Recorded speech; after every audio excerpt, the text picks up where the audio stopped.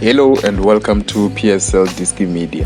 Sibongiseni Mthethwa has been signed by Kaizer Chiefs. Yeah, finally the deal is done after it took almost the whole month where there were speculations in whether they will sign him or they won't sign him. Yeah, it has been a battle between Stellenbosch and Kaizer Chiefs, but yeah, it has been confirmed that Kaizer Chiefs have agreed terms with Stellenbosch for the midfielder Sibongiseni Mthethwa. He is set to arrive in Johannesburg today to undergo his medical, ahead of his 3-year signing. So he will be signing on a 3-year deal with Kaizer Chiefs.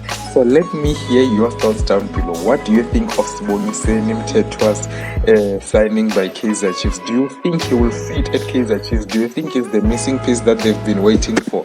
So let me hear your thoughts down below. And by the way, I think this is the player that was signed by the fans, because the fans have been asking for him.